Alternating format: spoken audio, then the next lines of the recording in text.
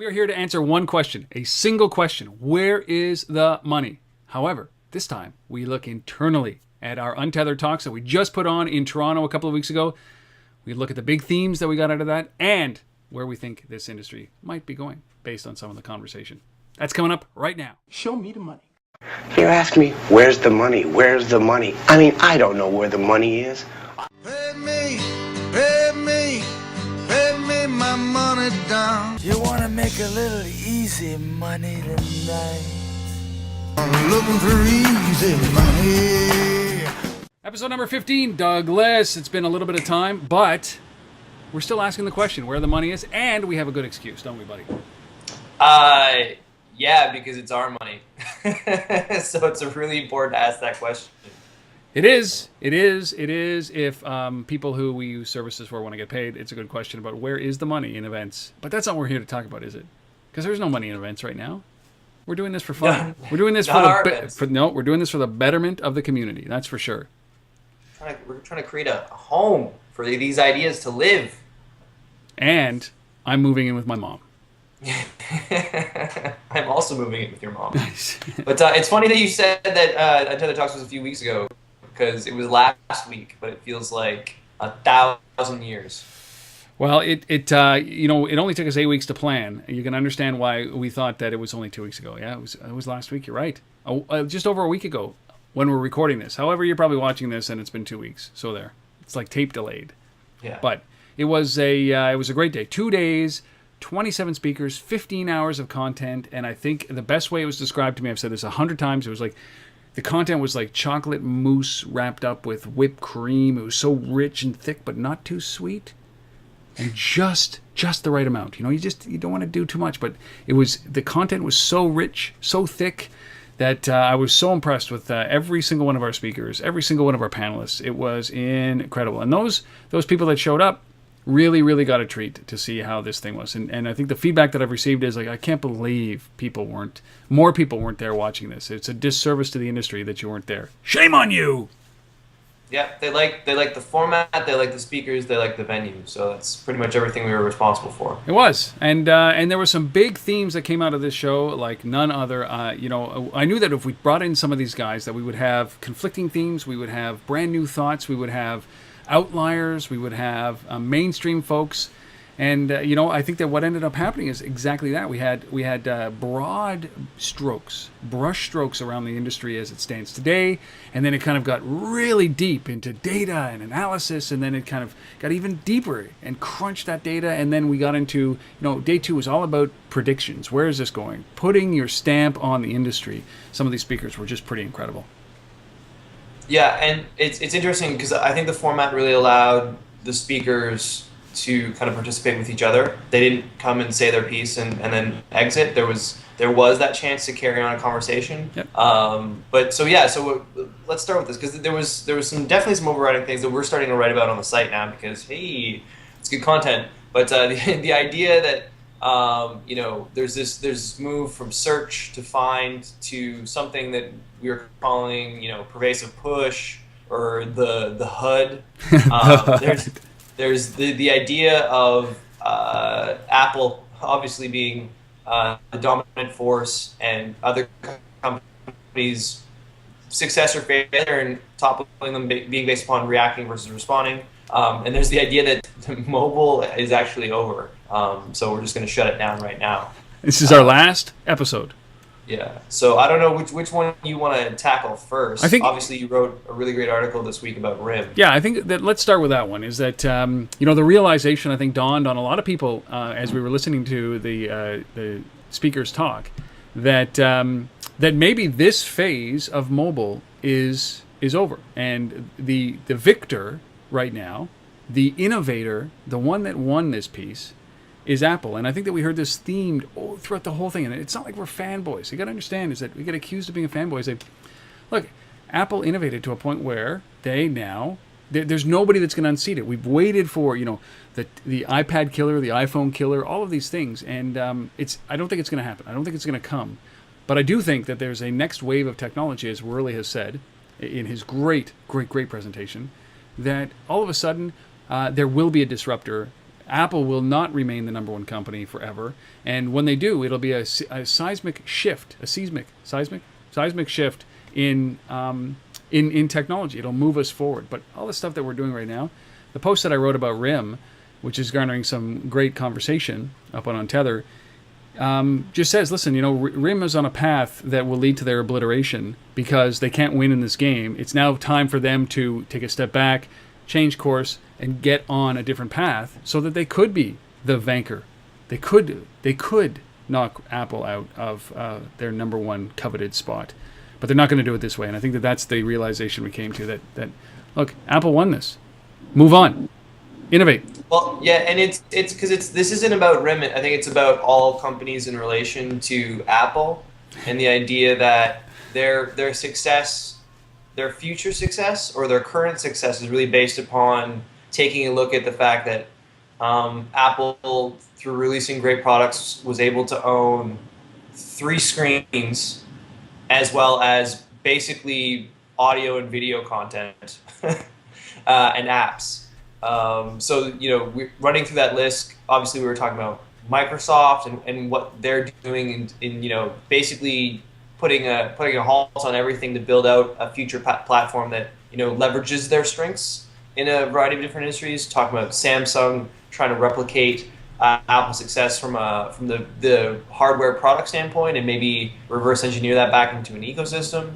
Obviously, we've written a lot about and talked a lot about Google and the fact that how mobile has ended the value for search. So what they're trying to do. You wrote a great article. I got one coming up on this interesting product, Google Now, which is just so weird and it's so Google, and it could be huge. It could be nothing, but it's really interesting. And then you have RIM, who has taken 2 years to not release what they needed to. 2 years ago. Yeah. Well, I mean, it was definitely a topic that you could see throughout these, the 13 keynotes that we had, maybe except for the Microsoft one, but even Microsoft has a different design paradigm that they're going through right now. So it really, really, really is a different piece, a different look at the way that you've done this. Everybody is trying to battle for today's problem, but they're not attacking tomorrow's problem yet.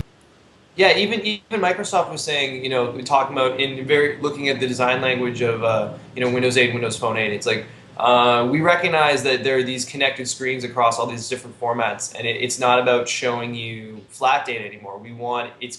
You're touching these screens. It has to be engaging data. It has to be information presented when you need it, so that you can just kind of get in and get out. So even to that extent, it identified their thoughts going forward for how we get to that idea of pervasive information being pushed to you as needed rather than you going to look for it or asking something like Siri.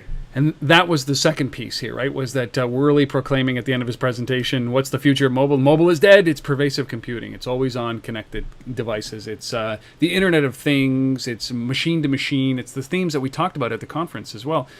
And that kind of put everybody, I don't know if it threw everybody back, but it's true. When everybody's connected, mobile, it doesn't disappear, but mobile is not an adjective that describes anything anymore. It is connectivity, pervasive connectivity.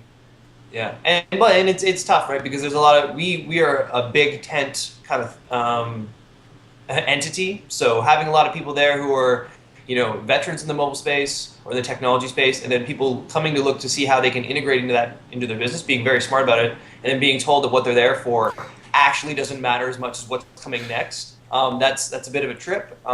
Thanks, Willie. Seats were thanks, Willie. We'll see you for our next event. But it's that I think we might want to even break this down a little bit, because there was a lot of conversation where we're using terminology like we have people like Worley and David Patton from Banjo. And we're talking about, search to find, like they're established concepts for anyone outside of the people working with them. So, is it worth just saying, like, so when we're talking about search, we're talking about the typical desktop experience of, I need to go get something. I'm going to type a question into Google, and it's going to tell me the website to go to based upon indexed results and linking. And then find being a convergence of social graphs telling you things, and the idea that you now have services and applications on your mobile which are doing work for you. So instead of Googling nearest restaurant around you, you have great apps like Foursquare or Yelp, or you have services like Banjo telling you where your friends are around. You have Siri doing the lifting for you. And then the pervasive element is the thing that I think that we all want, where we don't have to. I think Kevin from INRIC said it best. It's like, I don't want to know about the gas stations I've been to. I want to know where the next one is that I need to go to. And a service that can provide that kind of information across all devices that's highly compelling. It's highly compelling, and it's also highly disruptive to the search industry as it stands today. If they don't make that transition to find, contextualize, relevant find, it will knock them on their ass. And I think that's one of the big themes that we saw out of this. And so when the focus is, when you de-emphasize desktop, and I think that it's a North American phenomenon because we got used to broadband internet access on a desktop screen. I think that if in Europe or in Asia or in the far, far, far East or Africa, if they use these tools drastically different than we do, and we should be looking over there to say, how are they using these tools for their for find, not for search, because they're not using it for search. And I think that right now they can't waste the bandwidth or the processing power. Right. No, they can't waste the bandwidth and the processing power. But I think that one of the things that we're going to start to see is it's human behavior. Everybody says, well, Rob, the web and mobile are the same, and I share this belief with Tomi Ahonen. Is the same thing as that. No. The web and mobile are drastically different. But right now what we're using is mobile like the web. But as soon as we make that transition as humans and we unlearn what we did on the desktop and learn how to use these devices in a mobile context, everything changes. Google changes, Apple changes, Microsoft changes, Bing is gone, Yahoo's gone. Like, what happens there when search disappears? And this is what the smart companies right now are scrambling to come to terms with, right? That's why we have Siri. That's why we have the equivalent, the Android version of it. And that's why we start to see companies like, we said it, Damien Patton's company, Banjo, or Foursquare, coming up with shifting a little bit their business into discovery as opposed to search. Yeah, and it's a good point to make, because when we say it's very easy to make broad, grand statements, and I know there were a lot of people that were eager to look for the speakers on stage to say, oh, who's going to win, who's dead, who's screwed, and a lot of this is, it's not like these companies will disappear tomorrow. It's the idea that it's like a chess game. There's an end game that can be seen, and the pieces will play out over time, right? And it's who's setting them up for the next match. So even when we say that mobile is over, I think it was more, as Worley said, he's not a futurist, he's a historian. He's looking at what happened in the web space 10 years ago, where it was extremely, like, if you could build a website, you could make tons of money because it was very, very hard to do, and no one had the tools to do it readily available. Now, my mom can set up her own website for free on Google. But there's still a need for people to build websites, but that pie of availability shrinks so much based upon the market shifting its resources to what's actually required. So, if you're a mobile house doing great mobile websites right now, or some mobile solution that really no one else can provide, expect that in 2 years that's going to be table stakes. So you have to keep pushing forward and expanding your offering, rather than just trying to suck as much revenue out of the one thing that you do now. And I'd say suck as much revenue as you can out, but then reinvest that wisely into the next evolution of your business. What are the big themes that we see there that you wanted to draw attention? Was there anything else? I mean, certainly Apple winning this phase. We've got the shift from find, or from search to find. We've got the disappearance of the term mobile into this kind of pervasive computing and pervasive connectivity. What else was there? Was there anything else? Well, I like the idea of reacting versus responding, and it relates to a broader idea of culture, and that was one of the things that really came out. And obviously, we're ignoring all the other amazing sessions that were about very specific things, like culture and education, big data, retail. Like, Retail, so, yeah. yeah, when we push out more content on Tether, you'll see. But in terms of the context of this show, that idea of being able to be both nimble and aggressive enough to make the decisions that's going to build or save your business, it really comes down to people and culture and the ability for those people to actually work together to overcome things and not spin your wheel. And I really think that unless something really blows up next week, our next week's show should really be about where's the money, Google's future revenue. Simply because they're at that stage where it seems like there's 4 or 5 different Googles trying to do different things for the future of Google, and that just won't work.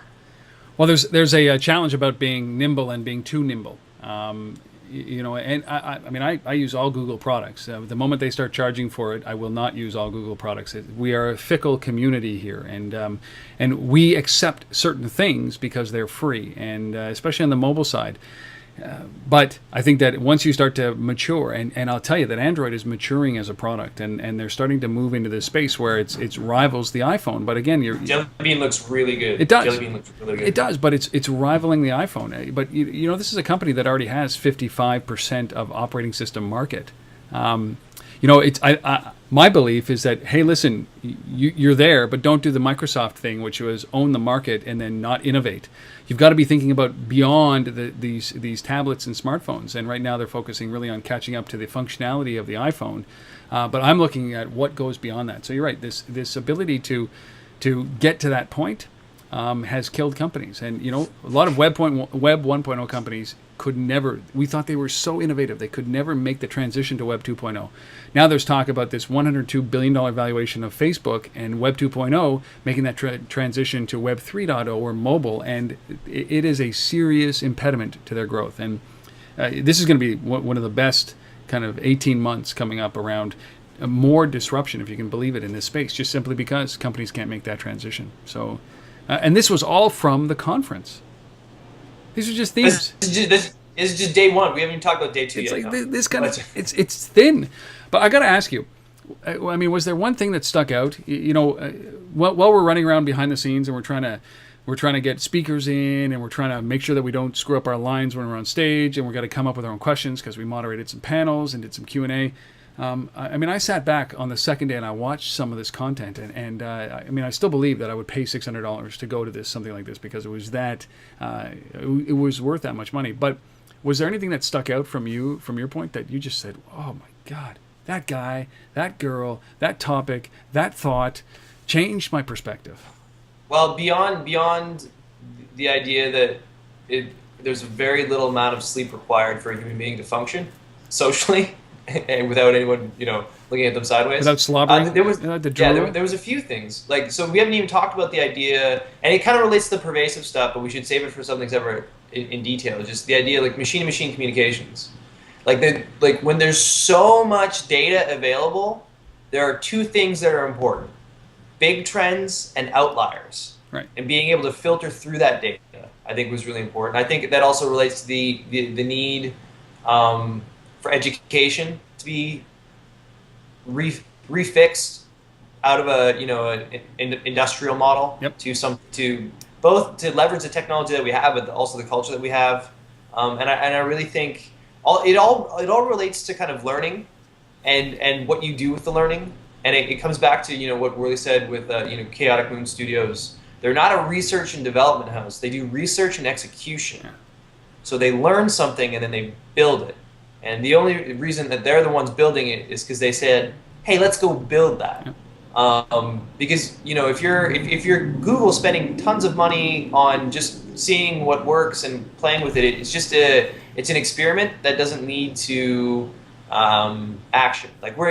This is UNTETHER.tv. It's a verb. It's a command. It's a call for movement forward, for betterment. So it is. I think that really stood out. It's such a great point. And then when you lay that over the context of some of the content that we had there, where I mean, I believe that education needs a complete overhaul as a result of what's going on in technology, and this is one of those times that we need to be bold with education for the next generation of learners. And I think that also we sat through media and the impact that this is having on media, and again, it's a complacency that I'm not comfortable with, because a lot of people are going to lose their jobs before we wake up and realize that, holy cow, this has to be completely re-engineered. We're on a path that isn't going to lead to success. It's going to lead to your demise, and everybody's watching it come, and they're saying, hey, yeah, we're about to die, and then they're going on with their lives, and I until it's over. And I think that's what really came out of this, is that there's so much change that's about to happen, and we have to be on that. And if we're not, big industry is going to suffer through this, not just because of mobile, but because of this rolling technology upheaval that is happening right now.